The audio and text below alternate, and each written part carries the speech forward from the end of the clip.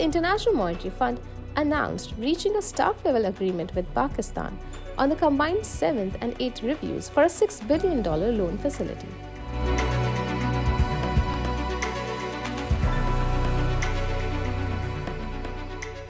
On this episode of Spotlight, we have former Finance Minister Shaukat Tarin exploring the steps needed to pull Pakistan out of the current economic crisis, and business reporter Ariba Shahid analyzing the impact of IMF conditions.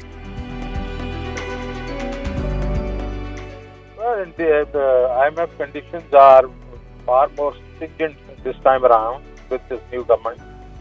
I mean, even our conditions with us, we obviously did not like them, but we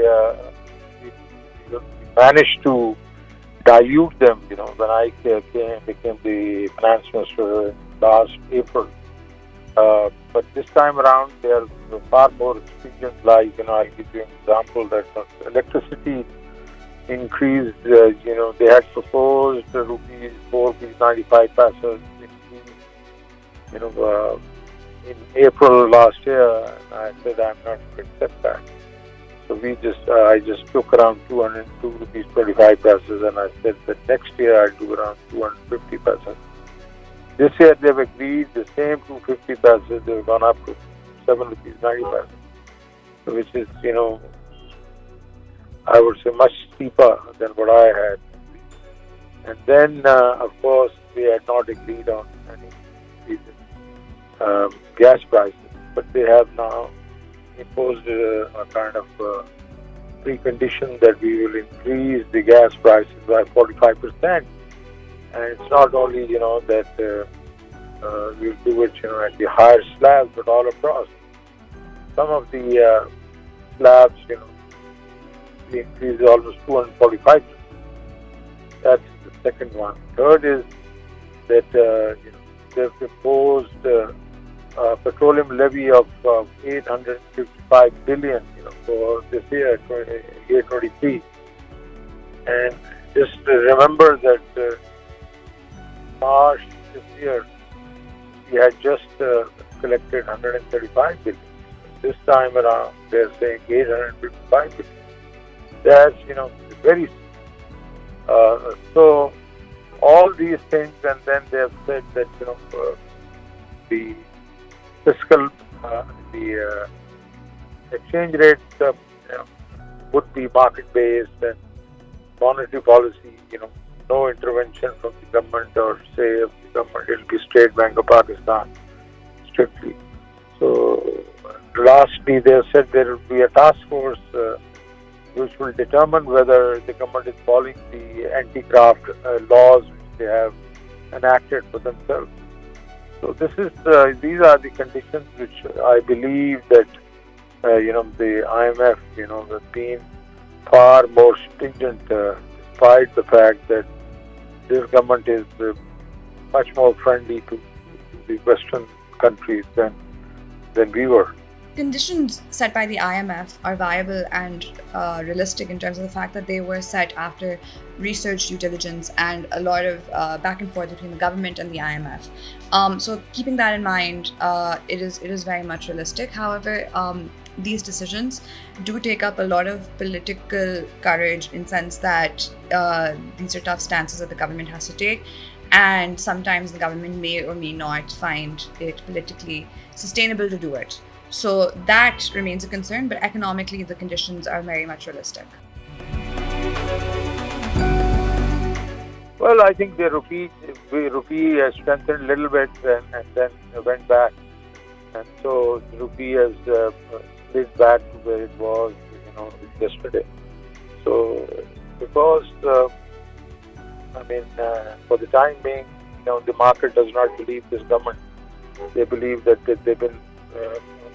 There are too many, there could be too many slips between the cup and the lip, because it will be 6 weeks before the board of IMF approves this, and then we'll get the money. So the rupee will probably strengthen when the money is disbursed, and then allied, disbursal between once the IMF disburses the money. then we will get some funds from the World Bank, the Asian Development Bank, and maybe some friendly countries. So I think you will see some strengthening of rupees there. As far as the markets are concerned, the markets are primarily so the yield market is primarily driven by the fact that the banks know that the government needs to lift money up and it needs to borrow. So that is one problem. So unless inflation does come down, and unless the government's debt requirements don't come down, the yields are going to rise. As far as the rupee is concerned, the rupee may strengthen a little bit because people are going to expect reserves coming in. The around $1 billion coming in into the reserves will help strengthen the rupee. Today as well, the rupee strengthened a bit because people assume that there is now going to be more reliability in terms of decision making, and there is a little less uncertainty. So there is that. But on the other hand, the US dollar is strengthening.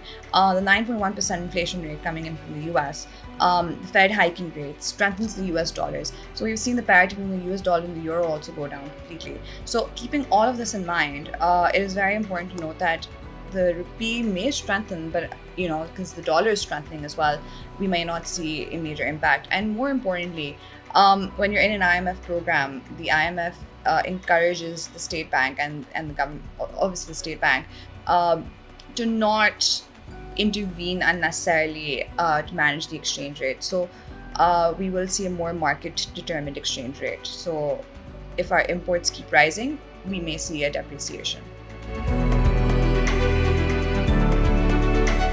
So as far as the primary budget surplus target, and as far as the government's targets are set, it's very important to note that we may be seeing more mini budgets coming up, and which may result in more taxes or reduction of other subsidies. So the budget set forward by the government, while it did try to hike up taxes, we may see some mini budgets coming in order to meet targets. As far as new targets are concerned, if petrol prices in local in international markets do come down, the government will be able to earn more revenue in terms of PDL, Petroleum Development Levy, and sales tax. So one major target can be met through that.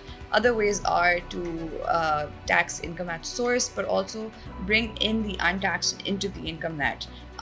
So that is one other way that the government could bring up taxes. But the government needs to work on its revenues in other ways as well, and it also needs to reduce its credit uptake and its interest payments locally as well. So these are really interesting things in how the government manages its debt. So debt management at this point is really important. Well, inflation is going to be high because what the budget said, the inflation will be 11.5% on average for the year. I don't see that. I see inflation, probably 20% plus, because the state bank has also said that inflation average will be 18 to 20%. So inflation will be high. I mean, you see that once the gas and electricity prices are incorporated into the bill. The sensitive price index, which is now around 33.7%, my own sense is will just go up, although it may be tempered a little bit because there will be some reduction in fuel prices. But probably 33 to 35%. And then, overall CPI, which is 21.3% last month, this month probably could be more than 21.2%, be closer to 25%. So all this is going to hurt not only the common man, but will hurt the economy, because as you know that inflation means that the productive sectors of the economy they have to take the brunt. So inflation means higher interest rates. Higher interest rates mean higher cost of funds and higher cost of financing. So SME sector will take the biggest brunt. then the other industry will take, and agriculture will also get affected. So I think the economy is going to slow down. Last year it's been, or rather, year 22 it was 6%. My own sense is be hardly between 1 and 3%. Well, I think the very first thing is that you have to make sure there's political stability. One of the things which really affects economic stability is political instability. So we need to go to the elections, get a representative government in place, and then the representative government must then work on reducing inflation. And one of the reasons there is inflation, of course, is that the international commodity prices. These international commodity prices, you have to reduce them, by going and getting doing two or three things. One is go to the Russians, get the discounted, kind of oil. Then increase your revenue. Your revenues, we increase our revenue by 1,400 billion. They increase the budget initially, they increased the revenue by only 900.